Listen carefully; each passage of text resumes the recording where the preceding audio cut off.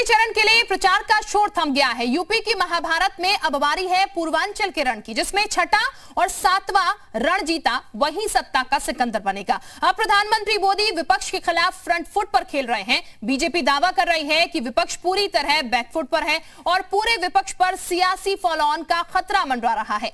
वहीं अखिलेश यादव दावा कर रहे हैं कि नतीजों से पहले बीजेपी ने हार मान ली है।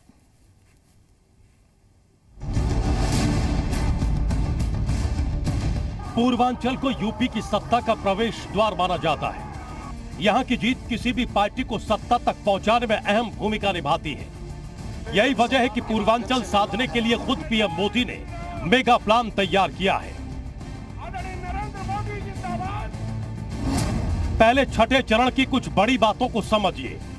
3 मार्च को छठे चरण के लिए 10 जिलों की 57 सीटों पर वोटिंग होनी है। छठे रण में करीब 2 करोड़ 15 लाख वोटर 676 उम्मीदवारों की किस्मत का फैसला करेंगे। इसी छठे समर में सीएम योगी समेत 5 मंत्रियों की अग्नि परीक्षा है।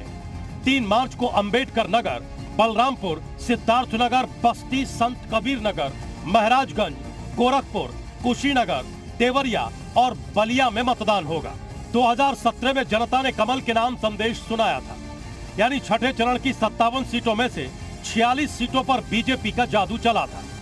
वहीं 2 सीटें उसके सहयोगी दलों अपना दल और सुहेलदेव भारतीय समाज पार्टी के खाते में गई थी। इस बार एसबी, एसपी और समाजवादी पार्टी का गठबंधन है, इसलिए नतीजे कुछ अलग होने के आसार हैं। छठे चरण की 57 सीटों में से 37 सीटों के चुनाव क्षेत्र अति संवेदनशील घोषित किए गए हैं, क्योंकि इन सीटों पर 3 या इससे ज्यादा उम्मीदवार आपराधिक रिकॉर्ड के हैं जो चुनाव के मैदान में ताल ठोक रहे हैं।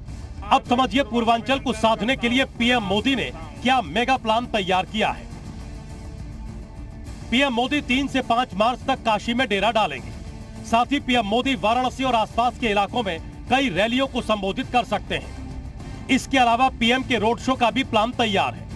2017 में भी पूर्वांचल में पीएम मोदी का करिश्मा दिखा था। पिछले चुनाव में मोदी ने मतदान से पहले काशी की सड़कों पर रोड शो किया था, जिसके बाद पूर्वांचल की 61 सीटों में से बीजेपी ने वाराणसी की सभी 8 सीटों समेत 55 सीटों पर कमल खिलाया था। छठे और 7वें चरण के सबसे अहम चक्रव्यूह को तोड़ने के लिए पीएम का महाविजय प्लान तैयार है।